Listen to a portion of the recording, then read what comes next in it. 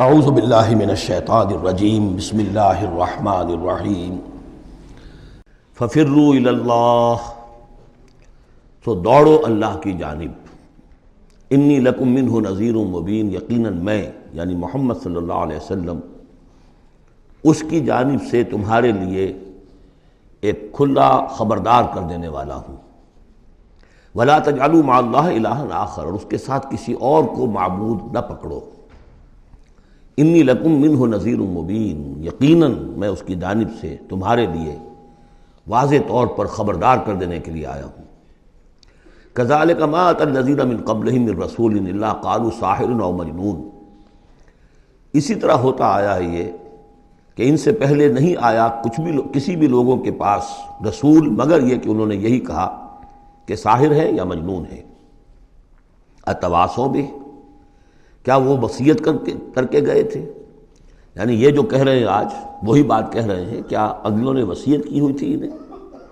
بل ہم قوم طاغون، لیکن حقیقت میں یہ لوگ ہیں سرکش، اپنے حدود سے تجاوز کرنے والے۔ فتول عنہم فما انت بملوم، تو اے نبی صلی اللہ علیہ وسلم آپ ذرا ان کی طرف سے اپنی توجہ کو پھیر لیجئے، یعنی وہ اگر اعراض کر رہے ہیں، انکار کر رہے ہیں، استہزاء کر رہے ہیں، تمسخر کر رہے ہیں، آپ کو شاعر، ساحر، مجنون، معلم جو کچھ کہہ رہے ہیں، آپ ذرا اپنی توجہ ان کی طرف سے ہٹا لیجئے۔ فتول عنہم فما انت بملوم، آپ پر کوئی ملامت نہیں ہے، یعنی کہ اگر یہ لوگ نہیں مانتے تو آپ کے اوپر کوئی الزام نہیں ہے۔ آپ دیکھیے جو لوگ سننا چاہتے ہوں، سمجھنا چاہتے ہوں، جاننا چاہتے ہوں، ماننا چاہتے ہوں، ان کی طرف توجہ مبذول فرمائیے۔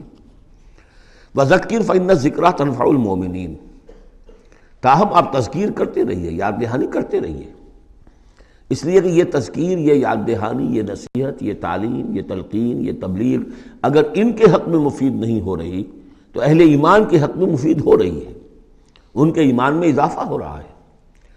جو بھی نئی صورتیں نازل ہو رہی ہیں، جو بھی اللہ کی طرف سے آپ مزید انہیں آیات سنا رہے ہیں، اس سے اہل ایمان کے ایمان میں اور ازادگی ہو رہی ہے، افزونی ہو رہی ہے۔ وما خلقت الجن والانس الا لیعبدون، اور میں نے نہیں پیدا کیا جنوں اور انسانوں کو مگر صرف اس لیے کہ میری بندگی کریں۔ یہ بہت اہم آیت ہے قرآن مجید کی، اس لیے کہ یہ تخلیق انسانی کی جو غایت ہے۔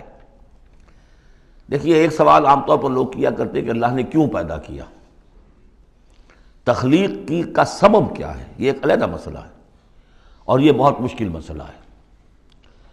فلسفیوں نے بھی، جنہوں نے بھی کوشش کی ہے اس مسئلے میں کچھ غور و فکر کی، بہرحال انہوں نے اپنی اپنی آراء دی ہیں، کسی موقع پر وہ بات میں عرض کروں گا، ان میں بھی ایک رائے ہے کہ جو وقی ہے۔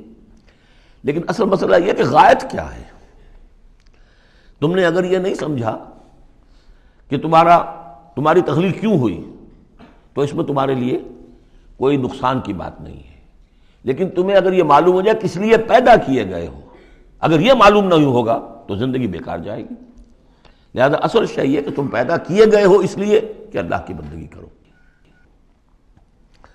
لیکن وہ کیا ہے بندگی؟ میں نے بارہا عرض کیا ہے، اس کو تین حصوں میں سمجھیے کہ بندگی یا عبادت، ایک ہے اطاعت، ہمتن اطاعت، اور نمبر دو اس کی روح اطاعت، وہ ہونی چاہیے محبت، اللہ کی محبت، غایت الحب مع غایت الذل والخضوع، یہ ہے اصل عبادت۔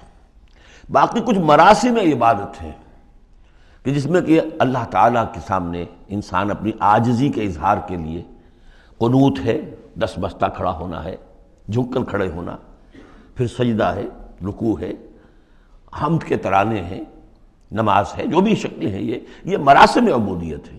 اصل عبادت کیا ہے؟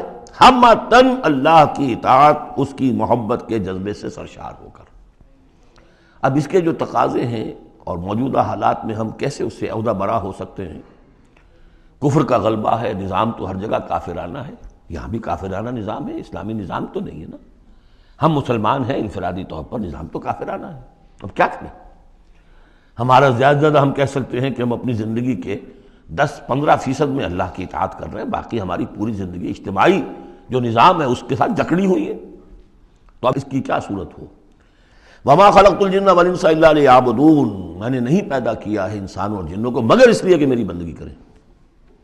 اسی کو شیخ سعدی نے کہا ہے، زندگی آمد برائے بندگی، زندگی بے بندگی شرمندگی، چاہے اور آپ نے کچھ بھی کر لیا ہے، ڈھونڈنے والا ستاروں کی گزرگاہوں کا اپنے افکار کی دنیا میں سفر کر نہ سکا، آپ نے ساری جو ہے اکتشافات کر لیے، ایجادات کر لی، بندگی نہیں ہے تو زندگی جو ہے بیکار گئی، ضائع ہو گئی۔ ما اريد منهم من رزق، میں ان سے کسی رزق کا طالب تو نہیں ہوں، وما اريد ان يطعمون، نہ میں یہ چاہتا ہوں کہ یہ مجھے کچھ کھلائے پلائیں۔ ان اللہ هو الرزاق ذو القوۃ المتین، تو اللہ خود ہے رزاق جو سب کو رزق دیتا ہے، قوت والا ہے، مضبوط ہے، اسے کسی کی طرف سے کوئی احتیاج ہے ہی نہیں۔ فإن للذین ظلموا ذنوبا مثل ذنوب اصحابهم فلا يستعجلون، جب ڈول جو ہے پانی کا جب پوری طرح بھر جائے اسے کہتے ہیں ذنوب۔ یقیناً ان کافروں کے اور ان مشرکوں کے ڈول بھی بدعمالیوں کے، ان کے کفر و شرک کا ڈول بھر چکا ہے، جیسا کہ ان سے پہلے اصحابہم کے ساتھیوں کا ذنوب مثل ذنوب اصحابہم فلا یستعجلون، تو اب یہ جلدی نہ کریں، ڈول بھر چکا ہے، کسی وقت کھینچ لیا جائے گا، اب اگر ذرا وقت اور دیا جا رہا ہے تو اس سے دھوکہ نہ کھائیں۔ فویل للذین کفروا من یومہم الذی یوعدون، تو ہلاکت اور خرابی اور بربادی ہے ان کافروں کے لیے اس دن جس دن کا ان سے وعدہ کیا جا رہا ہے۔